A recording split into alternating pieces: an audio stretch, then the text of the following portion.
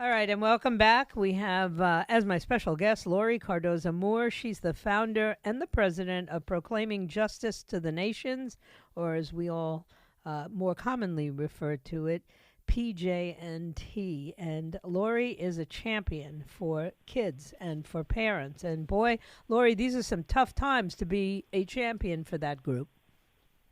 It really is. But, it's times like this, Joyce, that create the best in people. It draws people out.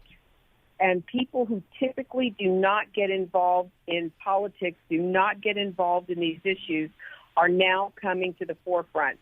And, Joyce, I just want to commend you for being there, for putting this message out to the people. You are a Deborah. You are powerful. Your words are resonating across the state of Florida.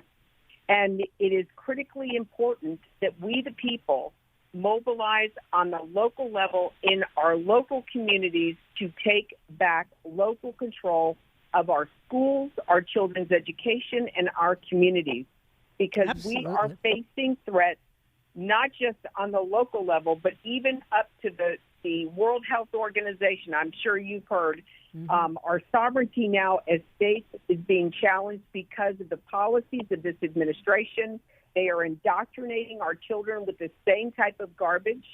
And if we're going to win this battle, it's going to be won because moms and dads, tax-paying citizens, are uniting together. And I'm going to tell you another thing, Joyce, that I'm seeing happening coming out of this, because I was just in San Francisco meeting with the people who recalled their 3 school board members in San Francisco, a Democrat stronghold. Right. These people comprise of Asian Americans, Christians, Jews, people unaffiliated in their faith, but they all united together because San Francisco, 96% of the voters are Democrats.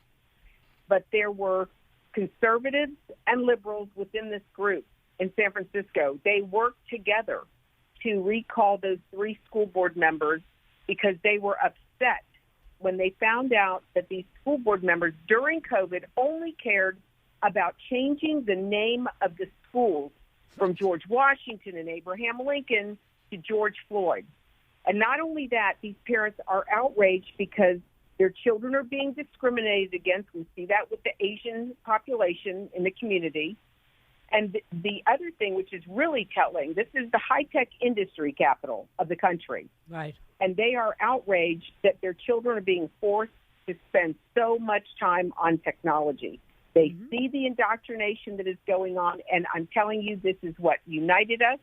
I saw it happen to a garden club group that I spoke to in Boca Raton. There were Republicans and Democrats that were part of that audience. When I showed them the evidence of the content of what they were teaching the children in Florida classrooms, because remember, Governor DeSantis has done a phenomenal job in getting rid of Common Core, and now he's going after the textbooks. He revised the civic standards and the Holocaust standards, but we're still using the textbooks that are Common Core compliant, that are laced with propaganda and anti-Semitic content. And we are in the process of putting together a report that we're going to be submitting to the new commissioner of education and Governor DeSantis to make them aware that all of these great efforts, we applaud them on all these incredible efforts that they're doing for our children, but we have to get rid of the textbooks. They have to go. I agree, and I think we have to awaken that spirit in people. I see it happening all over the place to homeschool their children. I mean, there are a lot of families that are in a better position to do that than ever before because parents work from home. So if you have 2 parents working from home and each one devotes 2 or 3 hours a day to teaching their children, they can get the job done, and at least they'll know what's going on inside of their kids' heads. Absolutely. Now, you guys are leading a Taking Back America's Children Summit. When is that? It's in Nashville, correct? That's correct. We had, you remember, Joyce, we had our first summit in February in Orlando, and it was so well attended. The people that participated, Turning Point USA sent 5 of their members to come. We had Moms for Liberty send a group of their moms, their constituents, to come and get trained. The next one is going to be August 19th and 20th in Nashville, Tennessee. We are going to eventually have one in San Francisco, Southern California, Arizona, and in Texas. Our goal is to have these summits this year leading into the elections to train and equip parents. You know, the goal of the summit is to flip the school boards. There are 14,000 school boards across this country, and it is these school boards that will, just like what happened the other day, there was another mom in Nevada. She was trying to describe what her daughter was being forced to memorize and then act out in the classroom, and the school board members shut off her mic. Because I just talked about that earlier. Something. Yeah. Because she was going to read something publicly, and it's like these people are hypocrites. Yeah. You can't speak this out in a public hearing, but it's okay for these kids to learn this garbage and talk about this garbage in the public school. Mm-hmm. Now tell me how that makes sense. It doesn't, any more than teaching children that some of them are oppressed and some of them are oppressors. Children are innocent, you know. When I look at little kids and I ask them questions deliberately, you know, to see how they feel about gender, about race and things like that. Most of them don't know what I'm talking about. They just, that's my best friend. I know he's a boy, but he's still my best friend. And, you know, what we have tried to plant into these innocent little children's minds is so disgusting that I was not surprised that that 15-year-old was given that assignment. I was not surprised that the school board turned off the mother's microphone.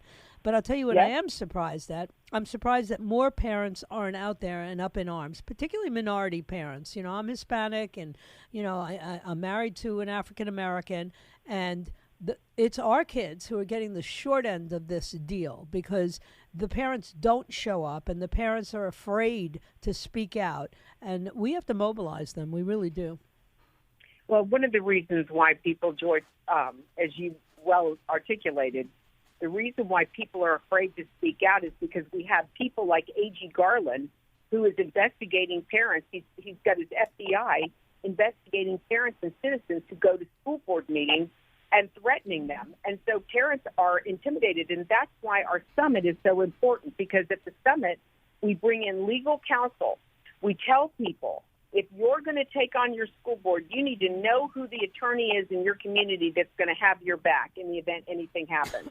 We're bringing in constitutional sheriffs because we're telling people, if you're going to mobilize your community to go to a school board meeting, you need to make sure that your sheriff has sheriff deputies there, because the sheriff's responsibility is to uphold our constitutional rights as citizens. These are all qualifications. These are all people, individuals that we need to be connected with in our community if we're going to take them on. And then Joyce hit the nail on the head. We have to pull our kids out of the school system. And unfortunately, a lot of people, and this is not unfortunate, a lot of people have pulled their kids out of the public school system to put them in private schools or parochial schools or charter schools, only to find that the same curriculum, the garbage that they were trying to get away from their children, is being used in these private settings. Homeschooling is the surefire method. We need to start educating our children at home. Yes, you made a great point. Because of COVID, a lot of people now are working from home. They can split the difference of their time. My husband and I, we raised 5 kids. We homeschooled them through the elementary, some into the middle school years, and then we put them in either a public school or we put them into a private school, but we gave them the foundation. This is what's critical, because right now the foundation is not being established for our children. In the K through 5, 6, these are the years where we're teaching our children how to read, how to write, how to add and subtract. We're teaching them grammar. We're teaching them science. We're teaching them history. This is where we lay the foundation so that when they come, when they're introduced to this other propaganda or this critical race theory garbage, they're going to say, wait a minute, but that's not true, because they already have a solid foundation. Mm-hmm. But it's so critically important. If we're going to take our nation back, Joyce, you know as well as I do, it's going to be we the people. because the cavalry is not coming to rescue us, ladies No. and gentlemen. We're it. Right. Well, I always, you said Deborah about me. I always say you're an Esther for such a time as this. If not us, who? It's got to be parents who have faith and who understand that we have power. We just don't know how to exercise it. And we've seen these landslides. My daughter is raising her kids in San Francisco, so I am acutely aware of the nightmare that the San Francisco schools are. And, she learned during this whole COVID thing, and they're both professionals, 2 doctors, but they learned that they did better putting their kids along with some other kids into these pods that were in someone's home where they controlled the curriculum.